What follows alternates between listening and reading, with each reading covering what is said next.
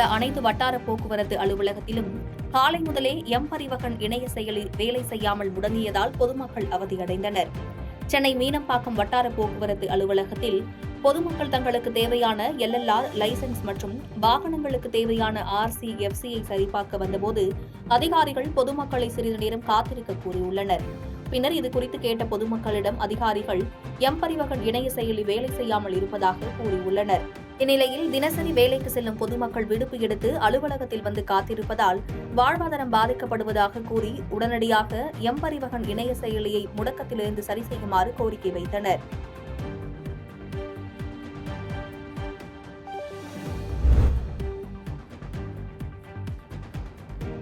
தென்காசியில் போதையில்லா தென்காசியை உருவாக்கும் நோக்கில் போதை ஒழிப்பு பேரணி மற்றும் பொதுக்குழு கூட்டம் நடைபெற உள்ளதாகவும் இதில் ஆளுநர் RN ரவி பங்கேற்க உள்ளதாகவும் அறிவிக்கப்பட்டுள்ளது.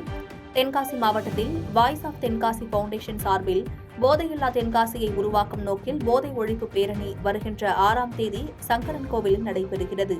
இது தொடர்பாக செய்தியாளர்களை சந்தித்த வாய்ஸ் ஆஃப் தென்காசியின் நிறுவன தலைவர் ஆனந்த் ஐயாசாமி கூறுகையில், போதையற்ற இளைய சமுதாயத்தை உருவாக்க வேண்டும் என்ற குறிக்கோளோடு போதையில்லா தென்காசி என்ற பெயரில் பிரம்மாண்ட பேரணி மற்றும் பொதுக்கூட்டம் நடைபெற உள்ளதாகவும், இந்த நிகழ்ச்சியில் தமிழ்நாடு ஆளுநர் RN ரவி கலந்து கொண்டு மக்களோடு நடைப்பயணம் மேற்கொள்ள உள்ளதாகவும் கூறினார். போதைப்பொருள் நடமாட்டத்தை கட்டுப்படுத்தும் விதமாகவும் வருங்கால இளைஞர் மற்றும் மாணவர்களிடம் போதைப்பொருள் ஒழிப்பு குறித்த விழிப்புணர்வை ஏற்படுத்தும் வகையில் இந்த பேரணி மற்றும் பொதுக்கூட்டம் நடைபெற உள்ளதாக தெரிவித்தார். நம்ம வருகிற ஞாயிற்றுக்கிழமை அக்டோபர் 6ஆம் தேதி தென்காசி மாவட்டத்தில் சங்கரன் கோயில்ல மாபெரும் போதை ஒழிப்பு பேரணி நடத்துறோம். நம்ம தமிழகத்தின் மேதகு ஆளுநர் திரு RN ரவி அவர்கள் சிறப்பு விருந்தினராக, முதன்மை விருந்தினராக கலந்து கொள்கிறார்கள். தென்காசியை மையமாக கொண்டு மிகப்பெரிய தொழில் வளர்ச்சியை உருவாக்கி கொண்டிருக்கும் ஜோகோ நிறுவனத்தின் முதன்மை தலைமை அலுவலர் திரு ஸ்ரீதர் வேம்பு அவர்கள் நம்மோடு கலந்து கொள்கிறார்கள். பேரணிகள் நடக்கிறார்கள். மனிதநேயம் IAS அகாடமி மூலமாக நூற்றுக்கணக்கான IAS, IFS, IPS ஆசிரியர்களை உருவாக்கி கொடுத்த திரு சைதை துரைசாமி, முன்னாள் சென்னை பெருநகர மேயர் அவர்களும் நம்மளோடு கலந்து கொண்டு இந்த பேரணியில் நடக்கிறார்கள், பொதுக்கூட்டத்தில் பங்கேற்கிறார்கள். ஞாயிற்றுக்கிழமை காலை 10லிருந்து 12 மணி வரைக்கும் அந்த பேரணி நடக்கிறது. 12 to 2 மணி வரைக்கும் பொதுக்கூட்டம் நடக்கிறது. பல்லாயிரக்கணக்கான மாணவர்கள் இருக்கிறார்.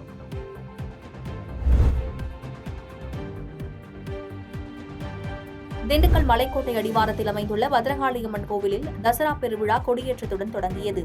திண்டுக்கல் மாவட்டம் மலைக்கோட்டை அடிவாரத்தில் பத்ரகாளியம்மன் கோவில் அமைந்துள்ளது. இந்த கோவிலில் ஆண்டுதோறும் தசரா பெருந்திருவிழாவானது 10 நாட்கள் நடைபெறும். இதில் பத்ரகாளியம்மன் 10 நாட்களும் 10 விதமான அவதாரம் எடுத்து வீதி உலா நிகழ்ச்சியானது நடைபெறும். அந்த வகையில் இன்று திருவிழாவின் முதல் நிகழ்வான கொடியேற்றம் நடைபெற்றது. இதனைத் தொடர்ந்து விழாவின் முக்கிய நிகழ்வான மகிஷாசூரன் சூரசம்ஹாரம் வெகு சிறப்பாக நடைபெற உள்ளது.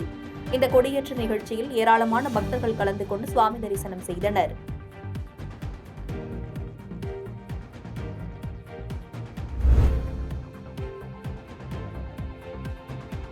நாமக்கல் மாவட்டத்தில் காந்தி ஜெயந்தி அன்று ஆன்லைன் பரிவர்த்தனை வசதியுடன் சட்டவிரோதமாக மதுபான பாட்டில்கள் விற்கப்பட்ட சம்பவம் அதிர்ச்சியை ஏற்படுத்தியுள்ளது.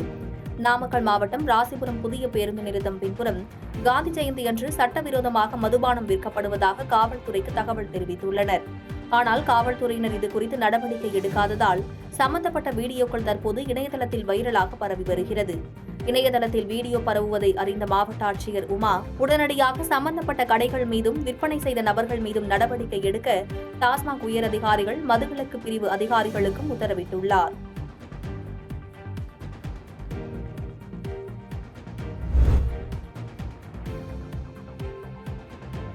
திருக்கழுக்குன்றம் தீயணைப்பு மற்றும் மீட்புப் பணித்துறை சார்பில் வடகிழக்கு பருவமழை வெள்ளக்கால மீட்புப் பணிகள் குறித்து பாதுகாப்பு ஒத்திகை நிகழ்ச்சி நடைபெற்றது. செங்கல்பட்டு மாவட்டம் திருக்கழுக்குன்றம் தீயணைப்பு நிலையம் சார்பில் தமிழ்நாடு தீயணைப்பு மற்றும் மீட்புப் பணிகள் துறையின் பருவமழை மற்றும் பேரிடர் காலங்களில் ஏற்படும் வெள்ள மீட்புப் பணிகள் மற்றும் பொதுமக்கள் பாதுகாப்பு குறித்து முன்னெச்சரிக்கை ஒத்திகை நிகழ்ச்சி நடைபெற்றது. இதில் பருவமழை மற்றும் இயற்கை பேரிடர் காலங்களில் ஏற்படும் இன்னல்களை தீயணைப்புத் துறையினர் திறம்பட மேற்கொள்ளும் பணிகள் குறித்து, பேரிடர் காலங்களில் பொதுமக்களுக்கு தேவையான உதவிகள் செய்வது குறித்தும் விரிவாக எடுத்துரைத்தனர்.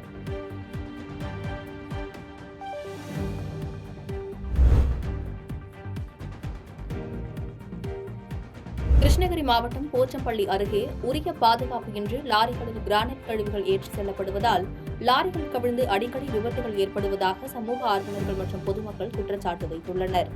கிருஷ்ணகிரி மாவட்டம் போச்சம்பள்ளி, வேலம்பட்டி, சந்தூர் உள்ளிட்ட பகுதிகளில் ஆயிரக்கணக்கான கிரானைட் தொழிற்சாலைகள் கிரானைட் பாலிஷ் செய்து விற்பனை செய்யும் நிறுவனங்கள் இயங்கி வருகிறது. இந்த கிரானைட் நிறுவனங்களில் இருந்து கழிவு கற்களை அப்பகுதியைச் சேர்ந்த சிலர் வாங்கி கம்பிவெளி கற்கள் மற்றும் கழிவுநீர் தொட்டி மூடும் கற்களாக அதனை விற்பனை செய்து வருகின்றனர்.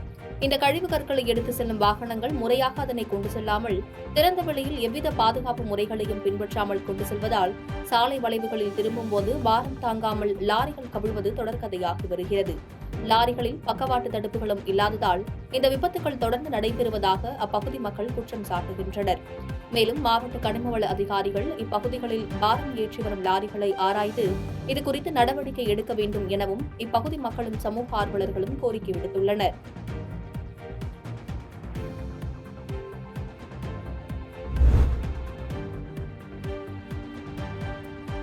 அரக்கோணம் அருகே தண்டவாளத்தில் உடைப்பு ஏற்பட்டதை ரயில்வே ஊழியர் உரிய நேரத்தில் கண்டுபிடித்ததால் பெரும் அசம்பாவிதம் தவிர்க்கப்பட்டது.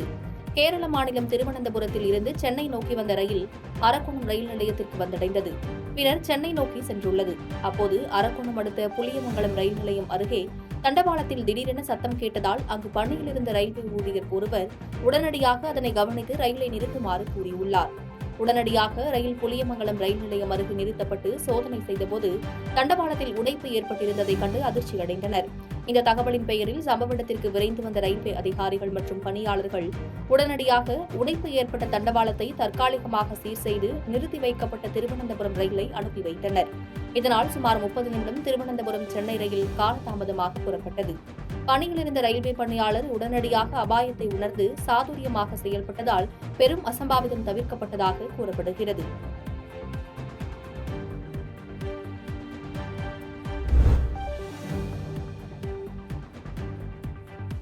இலங்கை கடற்படையை கண்டித்து மத்திய மாநில அரசுகளை வலியுறுத்தி அனைத்து விசைப்படகு மீனவர்கள் கண்டன உண்ணாவிரத போராட்டத்தில் ஈடுபட்டு வருகின்றனர். கடந்த மாதம் மீன்பிடிக்க சென்ற ராமேஸ்வரம் மீனவர்கள் 15 பேர் இலங்கை கடற்படையினரால் சிறைப்பிடிக்கப்பட்டு தற்பொழுது சிறையில் உள்ளனர். இந்நிலையில் மீனவர்களையும் படகையும் விடுவிக்க கோரியும் பாரம்பரிய முறையில் மீன்பிடிக்க இலங்கை அரசிடம் பேச்சுவார்த்தை நடத்த கோரியும் ராமேஸ்வரம் பாம்பன் மண்டபம் பகுதியைச் சேர்ந்த அனைத்து விசைப்படகு மீனவர்கள் கண்டன உண்ணாவிரத போராட்டத்தில் ஈடுபட்டு வருகின்றனர். மேலும் கடந்த 3 நாட்களாக வேலைநிறுத்த போராட்டத்திலும் ஈடுபட்டு வருகின்றனர்.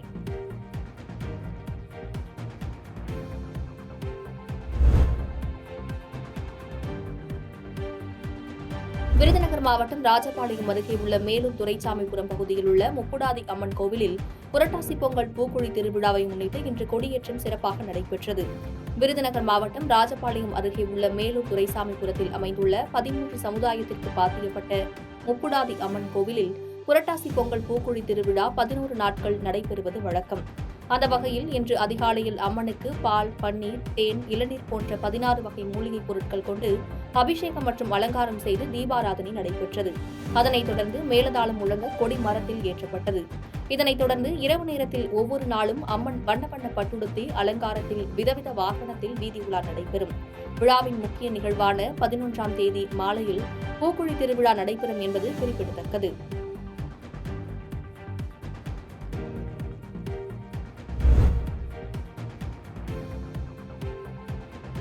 தீப ஒளி திருநாளை முன்னிட்டு கோஆப்டெக்ஸ் விற்பனையை மாவட்ட ஆட்சியர் அருண்ராஜ் துவக்கி வைத்தார்.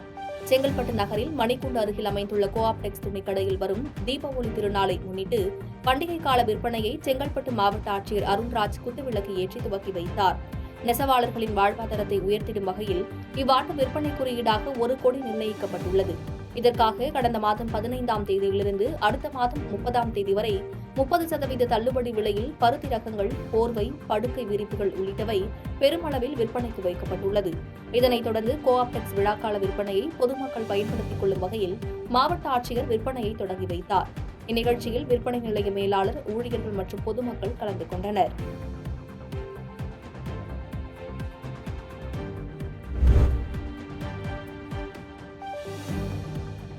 உதகை அருகே நூற்றாண்டை கடந்து தோடர் பழங்குடியினர் மக்கள் பயன்படுத்திய சாலையை தேயிலை தோட்ட நிர்வாகம் ஆக்கிரமிப்பு செய்ததால் மாவட்ட ஆட்சியர் மற்றும் காவல்துறையினர் நடவடிக்கை எடுக்க வேண்டும் என புகார் அளித்துள்ளனர்.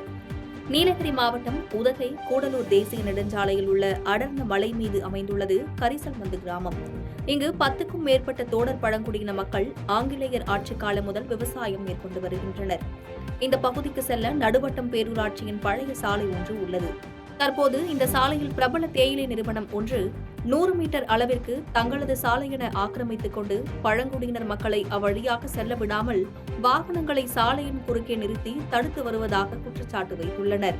இதனால் தோழர் பழங்குடியின மக்கள் அறுவடை செய்துள்ள கேரட், வெள்ளைப்பூண்டு போன்ற பொருட்களை சந்தைப்படுத்த முடியாமல் தவித்து வருவதாக வேதனை தெரிவித்துள்ளனர்.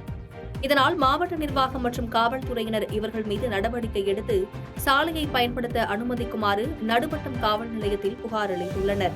நூற்றாண்டை கடந்து பயன்படுத்தி வந்த சாலையை தனியார் தேயிலை நிறுவனம் ஆக்கிரமித்து வாழ்வாதாரத்தை இழக்கும் நிலைக்கு தள்ளப்பட்டுள்ளதாக பழங்குடியின மக்கள் காவல் நிலையத்தில் புகார் அளித்துள்ள சம்பவம் அதிர்ச்சியை ஏற்படுத்தியுள்ளது.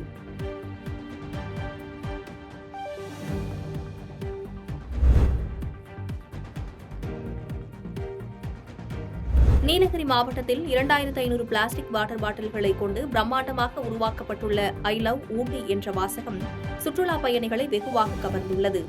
நீலகிரி மாவட்டம் இயற்கை சுற்றுச்சூழல் நிறைந்த மாவட்டம் என்பதால் இங்கு பிளாஸ்டிக் பயன்பாடு குறித்து பல்வேறு கட்டுப்பாடுகள் உள்ளது. குறிப்பாக இங்கு 1 லிட்டர் 2 லிட்டர் தண்ணீர் பாட்டில்கள் பயன்படுத்த தடை விதிக்கப்பட்டுள்ளது.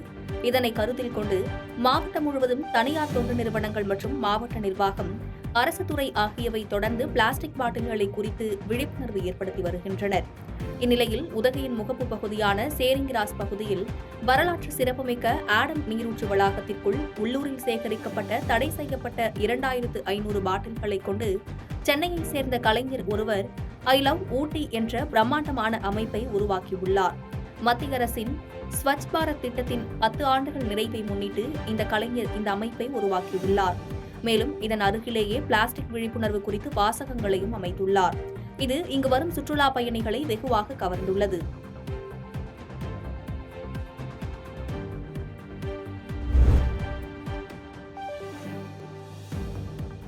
தூத்துக்குடி மாவட்டம் தருவைக்குளம் மீனவர்களை அழைத்து சென்று சென்னையில் உள்ள இலங்கை தூதரகத்தை பாட்டாளி மக்கள் கட்சி சார்பில் முற்றுகையிடப் போவதாக பாட்டாளி மக்கள் கட்சியின் மாநில பொதுப் பொருளாளர் திலகபாமா அறிவித்துள்ளார். தூத்துக்குடி மாவட்டம் தருவைக்குளம் மீனவ கிராமத்தில் இருந்து கடலுக்கு மீன்பிடிக்க சென்ற 22 மீனவர்கள் கடலோர இலங்கை கடற்படையினரால் கைது செய்யப்பட்டு சிறையில் இருந்து வருகின்றனர்.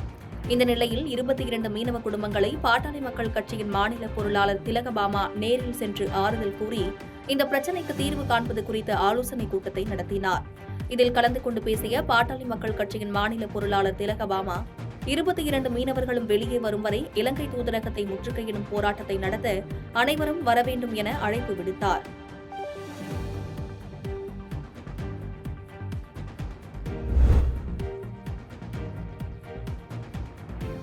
தூத்துக்குடி காமராஜ் கல்லூரி பழைய மாணவர்கள் சங்கத்தின் சார்பாக போதை விழிப்புணர்வு மினி மாரத்தான் போட்டி நடைபெற்றது. தூத்துக்குடியில் உள்ள காமராஜ் கல்லூரியின் பழைய மாணவர் சங்கத்தின் சார்பாக போதை விழிப்புணர்வு மினி மாரத்தான் போட்டி மாவட்ட காவல் கண்காணிப்பாளர் ஆல்பர்ட் ஜான் IPS கொடியசைத்து துவக்கி வைத்தார். முன்னதாக மாணவர்களிடம் பேசிய அவர், போதைக்கு எதிரான பழைய மாணவர்கள் சங்கத்தினரின் இந்த விழிப்புணர்வு மினி மாரத்தான் போட்டிக்கு வாழ்த்து தெரிவித்தார்.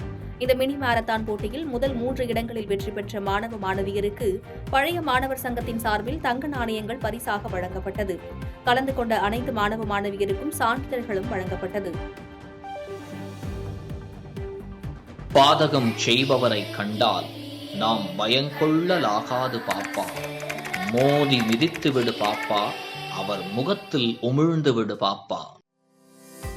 அண்மை செய்திகளை உடனுக்குடன் தெரிந்து கொள்ள இணைந்திருங்கள் இயம்நாடு தொலைக்காட்சியுடன்.